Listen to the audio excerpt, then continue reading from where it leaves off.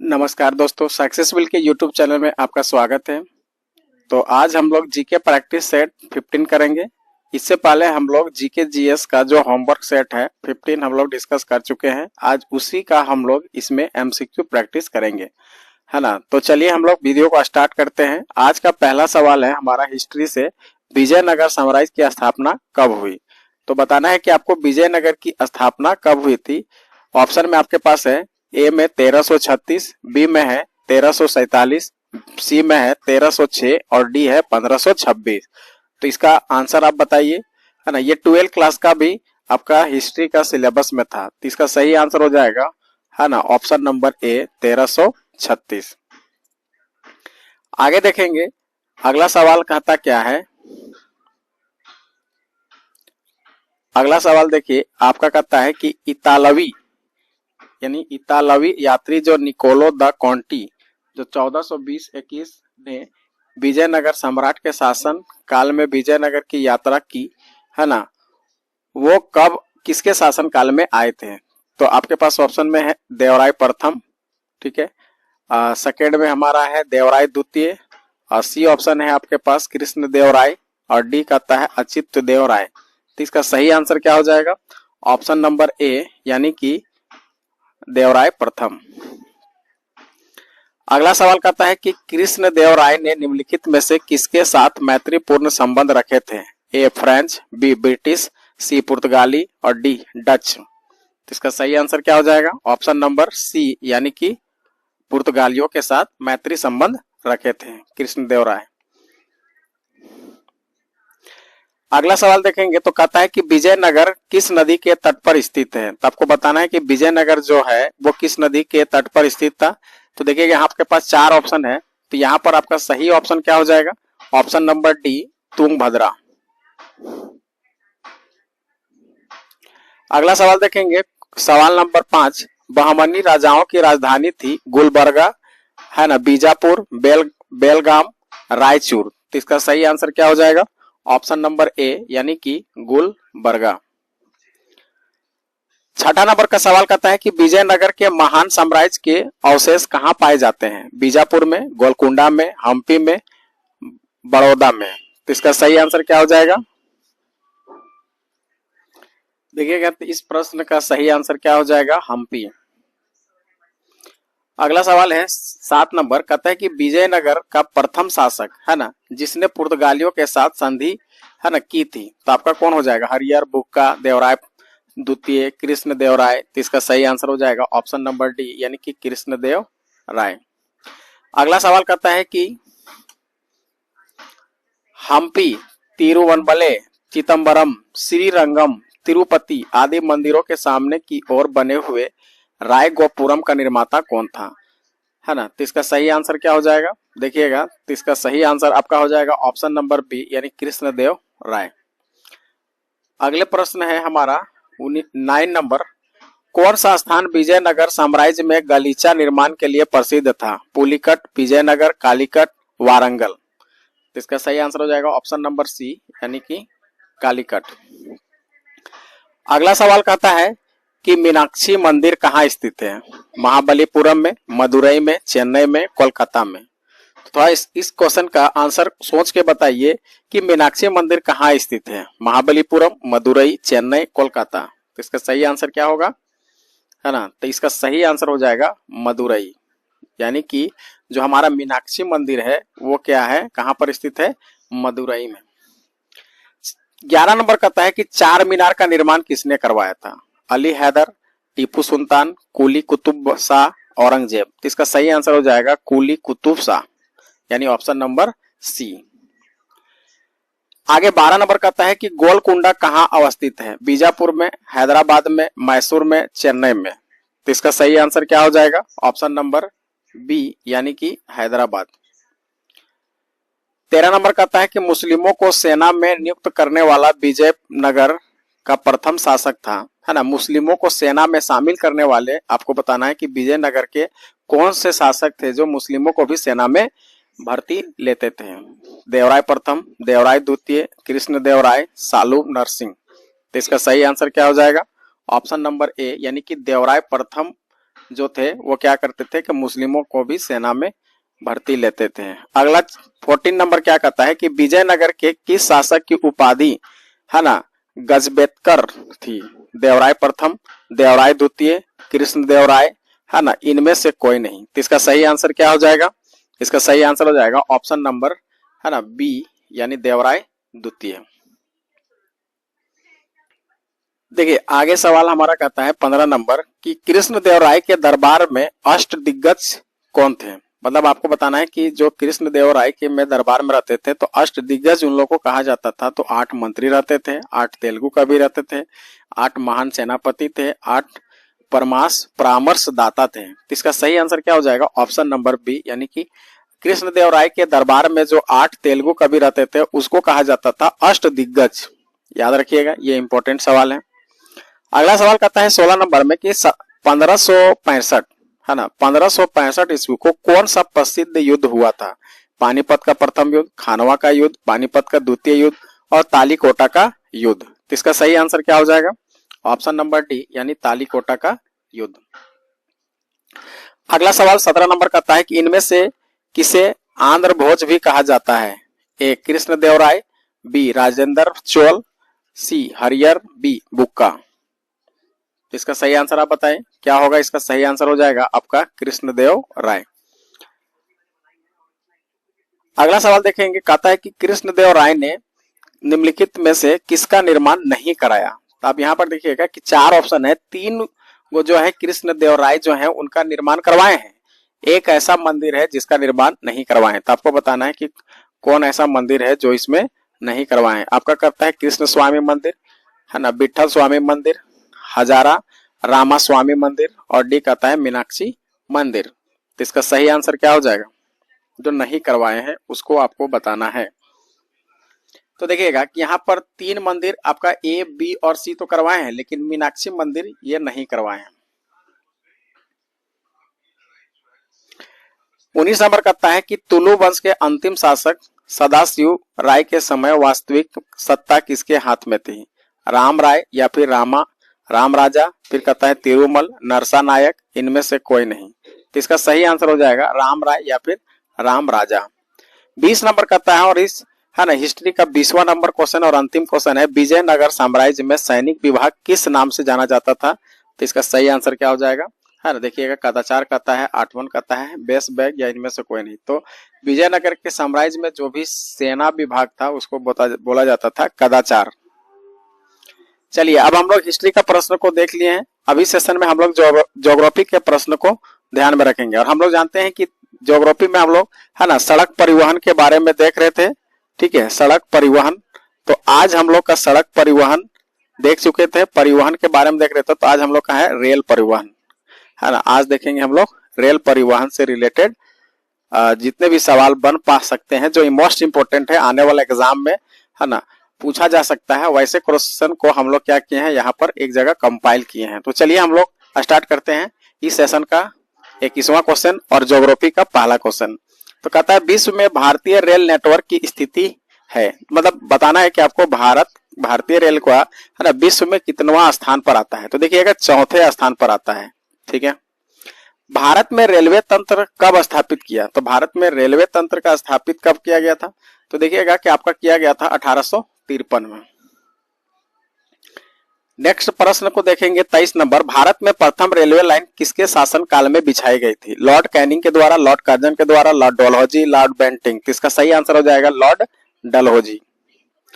24 number कहता है भारत का सबसे लंबा रेलवे प्लेटफॉर्म क्या है? देखिए तो देखिएगा कि गोरखपुर सबसे बड़ा यानी कि सबसे लंबा प्लेटफॉर्म है और दूसरे नंबर पर हावड़ा आ जाता है।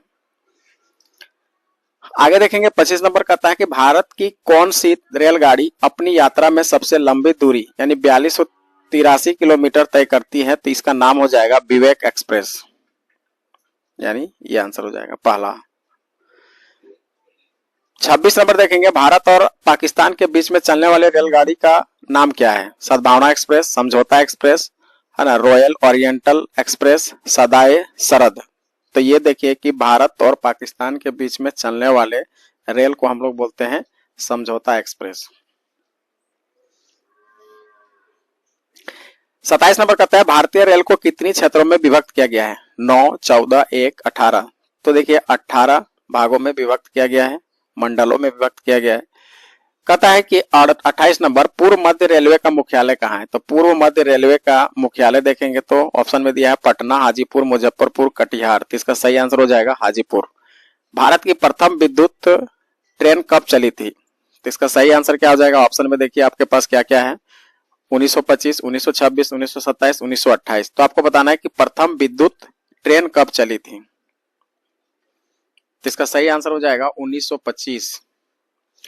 भारत की प्रथम विद्युत संचालित रेलगाड़ी, है ना, भारत की प्रथम विद्युत संचालित रेलगाड़ी का नाम बताना है। Duncan queen, fairy queen, night queen, heaven queen. तो इसका सही आंसर क्या हो जाएगा? ऑप्शन नंबर ए यानी कि डक्कन क्वीन। भारतीय रेलवे के अंतर्गत रेल मार्ग की कुल लंबाई 2023 के अनुसार कितनी है? 46,807, 63,140, 64,600, है ना। अब ये देखिए यहाँ पर है 6,68,000, मतलब 66,81,030, यानी कि ऑप्शन नंबर डी हो जाएगा।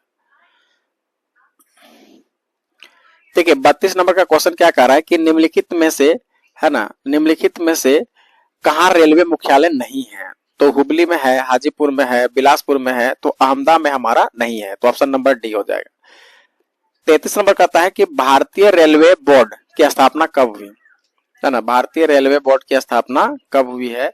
तो देखिएगा कि कहता है कि 1905 है, 1950 है, 1909 है, 1953 है। तो भारतीय रेलवे बोर्ड की स्थापना 1905 में हुई है। इसको याद रखिएगा, ये ग्रुप डी के लिए इंपॉर्टेंट सवाल हो जाएगा।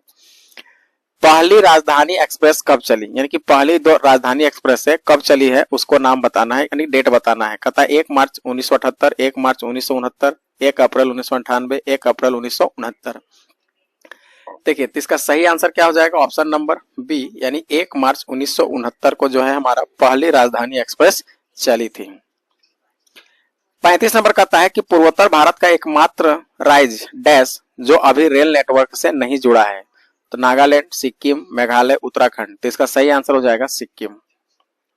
देखिए हम लोग अब ज्योग्राफी के प्रश्न को देख चुके हैं। 35 प्रश्न सेशन का समाप्त हो चुका है। अब हम लोग पॉलिटी की ओर, है ना, रुक करेंगे। तो पॉलिटी में हम लोग देख रहे थे, है ना, लोकसभा देख लिए थे, राष्ट्रपति को देख लिए थे। आज हम लोग का टॉपिक रहेगा न्यायपालिका, है ना, यानी कि आज का टॉपिक हमारा है न्यायपालिका।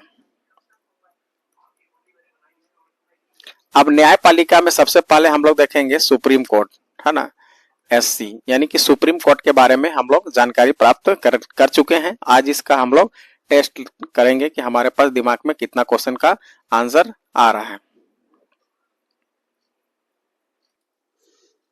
चलिए तो हम लोग देखते हैं अब, है ना, आज का पहला सवाल हमारा क्या रहेगा? भारतीय संविधान के किस भाग में संघीय न्यायपालिका का उल्लेख है?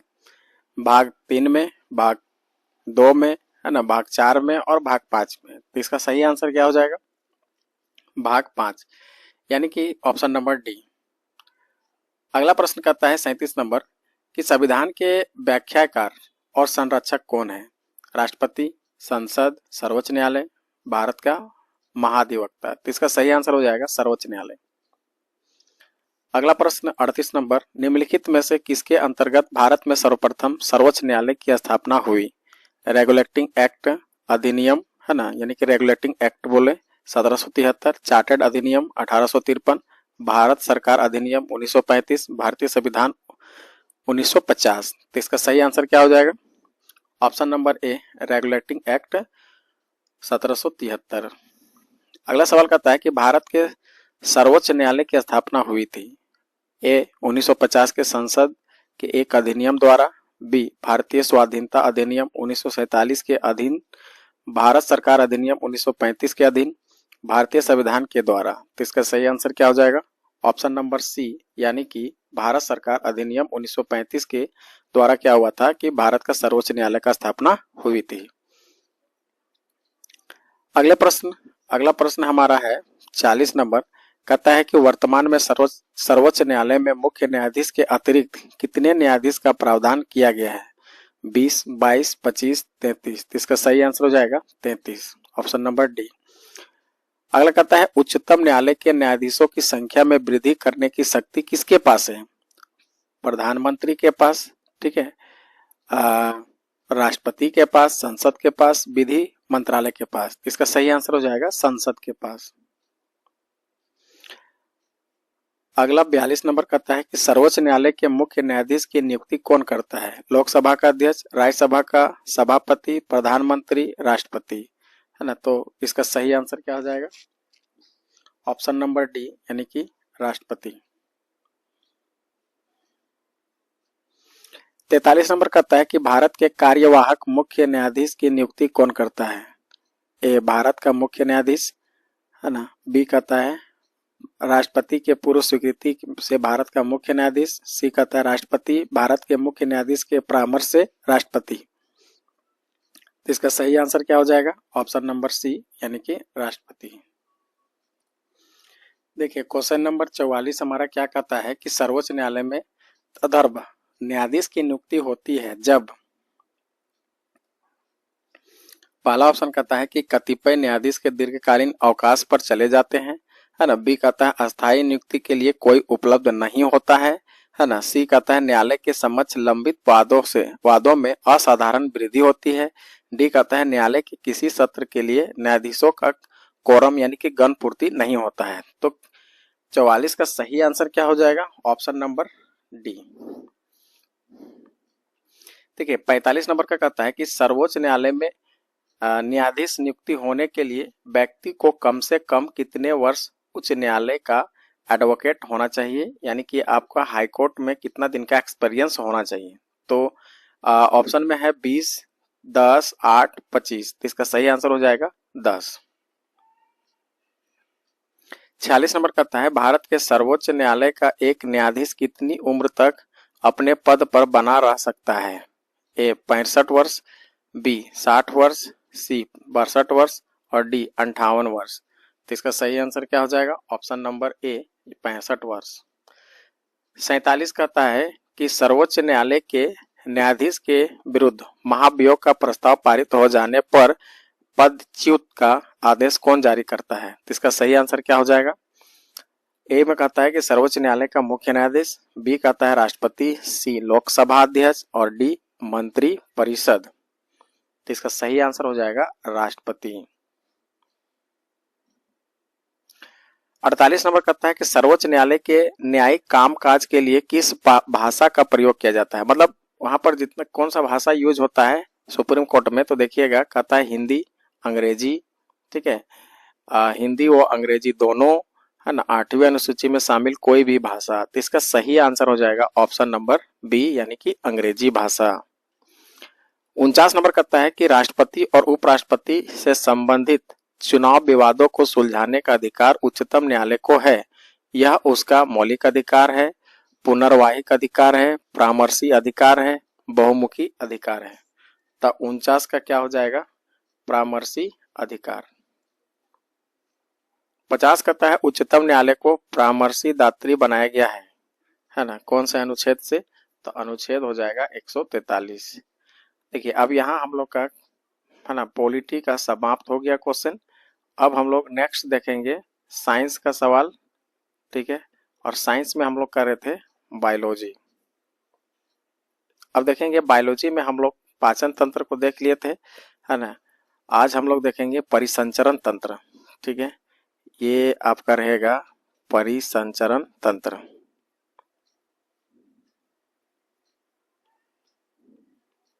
तो परिसंचरण तंत्र यानी कि सर्कुलेटरी सिस्टम से हमारा पहला सवाल यानी कि सेशन का 51 नंबर का सवाल क्या कहता है कि रक्त यानी कि ब्लड का निर्माण इनमें से कहाँ होता है? प्लीहा में, लीवर में, किडनी में, अस्थि मज्जा में। तो इसका सही आंसर हो जाएगा अस्थि मज्जा। अगला 52 कहता है कि हृदय का कौन सा भाग रक्त को पूरे शरीर में पंप करता है? तो भाई पंप करने का काम कौन करता है? निलय यानी कि वेंट्रिकल। और 53 कहता है हृदय धड़कता है, यह क्रिया किसके द्वारा नियंत्रित होता है? तो किसके द्वारा होता है? ए कहता है मस्तिष्क, बी फेफड़े, सी हृदय, डी यकृत। इसका सही आंसर क्या हो जाएगा?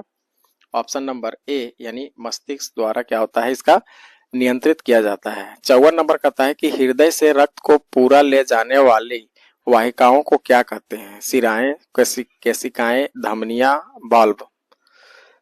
तो इसका सही आंसर हो जाएगा धमनियां।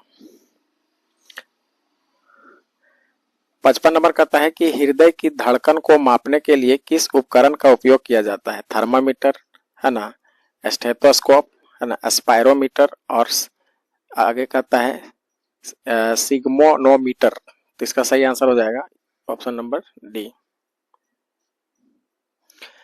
56 नंबर कहता है कि रक्त परिसंचरण की खोज डैश में हुआ था? 1787 में, 1628, 1676, 1630। तो इसका सही आंसर हो जाएगा ऑप्शन नंबर बी यानी कि 1628। रक्त दाब मापने का यंत्र को हम लोग अभी पढ़े तो यह ऑप्शन हो जाएगा, है ना, सिग्मोनोमीटर। 58 नंबर कहता है हृदय का हृदय है SA नोड यानी ऑप्शन नंबर ए। 59 नंबर देखेंगे स्तनधारियों के रक्त में सबसे बड़ी कणिकाएं कौन सा होता है? लिम्फोसाइट्स, बेसोफिल्म, इरिथ्रोसाइट्स और मोनोसाइट्स। तो सही आंसर क्या हो जाएगा? ऑप्शन नंबर डी यानी कि मोनोसाइट्स। अगला प्रश्न को देखेंगे 60 नंबर, हृदय पेशियां पाई जाती हैं, है ना, एपिकार्डियम, मायोकार्डियम, एंडोकार्डियम, उपयुक्त सभी। तो इसका सही आंसर हो जाएगा ऑप्शन नंबर बी मायोकार्डियम में। देखिए अब हम लोग देखते हैं करंट अफेयर। इस सेशन का लास्ट टॉपिक हम लोग का रहता है करंट अफेयर। तो करंट अफेयर से 2024 का करंट अफेयर हम लोग देख रहे हैं, 2024-25, है ना। 2025 और 2024 का करंट अफेयर यानी कि आगामी एग्जाम के लिए इंपॉर्टेंट है, इसलिए हम लोग, है ना, इस सेशन में देख रहे हैं और आगे भी सेशन में देखते रहेंगे। तो चलिए हम इस सेशन का 61वां नंबर क्वेश्चन को देखते हैं। भारत और अमेरिका के बीच संयुक्त सैन्य अभ्यास युद्ध अभ्यास का 20वां संस्करण 2024 में कहां आयोजित किया गया था? ए मध्य प्रदेश, बी तमिलनाडु, सी उत्तर प्रदेश और डी राजस्थान। तो इसका सही आंसर हो जाएगा राजस्थान। अगला 62 नंबर कहता है कि 2024 में भारत और जापान के बीच संयुक्त सैन्य अभ्यास धर्म गार्जियन कहां आयोजित किया गया? Mahajan field firing range, Sulur, है ना, सी कहता है लाख कैवेलरी और डी कहता है यसोर सैन्य स्टेशन। तो इसका सही आंसर हो जाएगा option number A Mahajan firing range. 63 number कहता है भारत और ओमान के बीच संयुक्त सैन्य अभ्यास अल नजाहा का 5वां संस्करण 2024 में कहां आयोजित किया गया? महान फील्ड फायरिंग रेंज, सुलूर, सलाहा, है ना, यसोर सैन्य स्टेशन। तो इसका सही आंसर क्या हो जाएगा? ऑप्शन नंबर सी सलाहा। 64 कहता है कि भारत फ्रांस संयुक्त सैन्य अभ्यास शक्ति 2025 का आयोजन 2025 में कहां किया गया? Mahajan field firing range, Sulur, लाख कैवेलरी, यसोर सैन्य स्टेशन। तो इसका सही आंसर क्या हो जाएगा? ऑप्शन नंबर सी ला कैवेलरी। 65 नंबर कहता है भारत मलेशिया संयुक्त सैन्य अभ्यास उदार शक्ति 2024 कहां आयोजित किया गया था? कुआंटन, कुचिंग, इपो, जोहर बारू। तो इसका सही आंसर क्या हो जाएगा? कुआंटन यानी कि ये मलेशिया का जितने भी शहर हैं सबका नेमिंग है, लेकिन कुआंटन में किया गया था। 66 नंबर कहता है भारत तंजानिया संयुक्त सैन्य अभ्यास तीस्ता प्रहार 2025 का आयोजन कहां किया गया था? मध्य प्रदेश, तमिलनाडु, पश्चिम बंगाल, राजस्थान। तो इसका सही आंसर है पश्चिम बंगाल। अब देखिए इस सेशन में हम लोग टोटल 66 क्वेश्चन देखे और आप अपना देखिए कि आपका 66 में कितना राइट है और कितना रॉन्ग है ना। उसके बाद आप अपने कमेंट बॉक्स पर, इस कमेंट बॉक्स पर आप कह रहे कि आपका कितना सही हुआ और कितना गलत हुआ। चलिए तो धन्यवाद।